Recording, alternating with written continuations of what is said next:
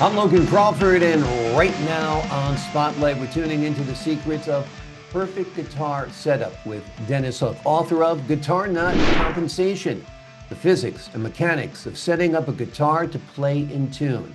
In a world where guitarists are constantly searching for that elusive, perfect tone and precise intonation, Dennis unveils a groundbreaking approach. We're going to dive right now into the art and science behind a compensating nut, a method that promises to revolutionize how guitars are set up for optimal playability and tuning stability. We're delighted to have this very talented author join us here today on Spotlight. We thank our team at Atticus Publishing for helping us put him in the spotlight today. We ask viewers like you to support writers like him by subscribing to our channel, by purchasing his amazing book. The links are below this interview. Dennis, great to see you here today on Spotlight. Great to be here. Thank you. Now you've got 50 years experience of collecting and playing guitars. Tell us, what was the pivotal moment that led you to discover the compensating nut method? Well, basically, I started playing guitar in my first year of college, way back in the day. And from there on, I just started collecting guitars. I ran my own business in aerospace for a while. So I was making some decent money, and I just started buying and buying guitars, and I got up to about 35 guitars of my own. Wow. But I never did like them the way they tuned up, because I've got not a perfect ear, but it's pretty good. I could tell if someone was out of tune. So I noticed this was a big problem with a lot of people, and I started searching for the solutions to this, and I saw some of the, online ready to go compensated nuts, but they were pretty much one size fits all kind of a solution. They did help, but they didn't always get exactly where I wanted to go. So I bought a few nuts off of some other vendors, and then I said, I've got to make it better than that. So I ran across this article from Stephen Delp in 1992 that mentioned the compensating nut approach and quite simply how to put it together. So I started using his method, and it took a while. The first few guitars that I did, they turned out good, but it took me a lot of time recircling until I finally found kind of the perfect path, if you will, to get there quickly without any more mistakes. And so it really worked. And I didn't realize how much this meant until maybe the last 5 years or so. And in my opinion, doing as many guitars as I've done, not only my own, but a lot of friends, garage band people that we had bands going,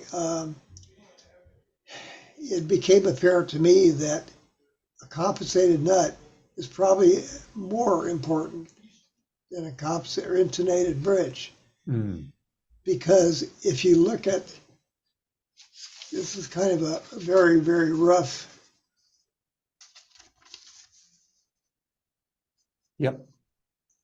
Okay, so this is it's not perfectly drawn, I'm sorry. That's but okay. In the first few strings, the E and the B and the G, you notice that they are smaller, starting out smaller, and then going to a little bit more, and then going to a little bit more.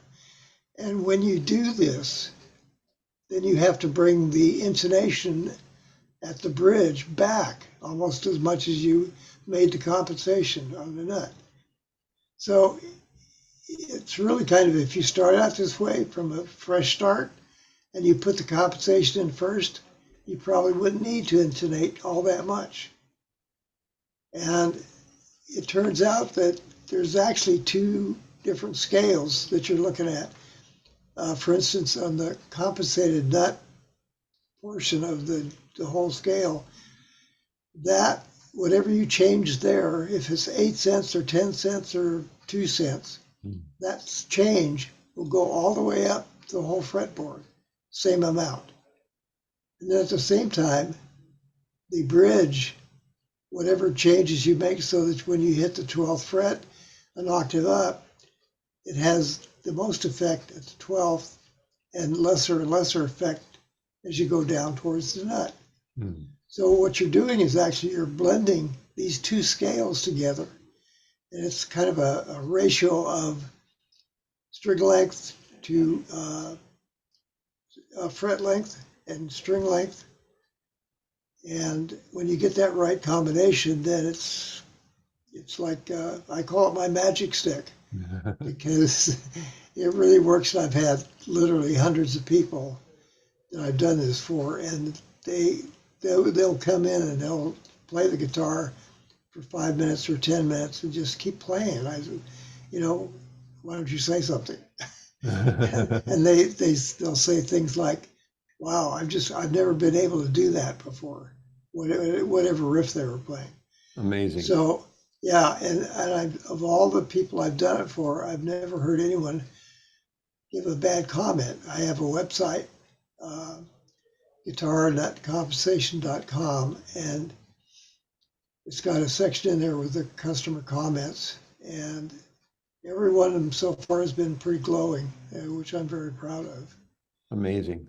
So Yeah. when you tune a guitar, how long does it usually last versus your method, the nut compensation method?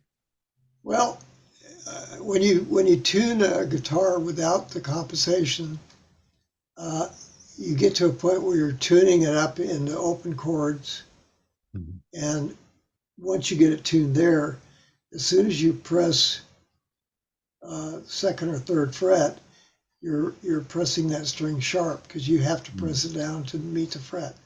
So as soon as you do that, you're going sharp automatically. And the thing is, when you make a chord, each one of those strings is playing sharp at a different rate from each other. So it's all jumbled up, and unless you do the compensated nut, you'll never get there. It's physically impossible. Yeah. A lot of people will actually say, well, as long as you intonate, get the action low enough and intonate at the bridge, you're good to go. But Yeah. those are the people that don't have very good hearing, in my opinion. Absolutely. Now, it's important, you think, for guitarists to learn how to set up their instruments themselves, right? I do. I've had so many people that said they've got more than one guitar. They've got, half a dozen or a dozen, guitar collectors like me, and they want to know how. I've done a couple that they said, can you teach me how to do this? Because I want to do my own. So I know there's quite a few people out there that would love to do the DIY and make it work for them, because it's interesting when you get started and you actually do one of your own, you see what a difference it makes. And then you can hone in on almost exactly what you want. Because some people like higher action, some people like lower action. Yeah. Depends on what their goal is. And your book is basically yeah, a step-by-step instruction guide it to help is. people set up their guitars. It's Everything okay? kind of explains why the compensating nut is doing what it's doing, and I thought there's no way that I could publish a step-by-step guide in the book. So what I want to do is follow the book up with a series of videos that show step 1, step 2, step 3, all the way through the whole product till the end. And so I intend to do a number of videos, and unfortunately I've been kind of displaced from my residence where I was doing this. So Right. I've got to find out where I can do these. So these videos would probably be on your website, Yes, guitarnutcompensation.com. that's correct. Yes. Awesome, awesome. Well, it's an amazing book. I think it's going to be super helpful to the many musicians out there. Dennis has 35 guitars of his own as a collector, so you can imagine that the hours are long that he spends in tuning those guitars. They're a little less now because of this great method. It's called Guitar Nut Compensation. This is the name of the book, Guitar Nut Compensation, the physics and mechanics of setting up a guitar to play in tune. Soon he will have accompanying videos that'll be on his website, guitarnutcompensation.com. Dennis, anything else you want the folks at home to know before we leave today? No, I just suggest either buying my book or subscribing to my channel, because there will be, the videos will be very informative. I'm getting old to the point where I've got neuropathy in my two fingers, my ring finger and my little finger on each hand, and I just can't do it very well anymore. So I want to impart my knowledge and my gift to as many people as I can that are willing to do it. Well, we're glad you wrote this book. I'm sure it's going to be helpful to numerous musicians, that's for sure, and guitarists, absolutely. Dennis, thank you so much for joining us here today on Spotlight.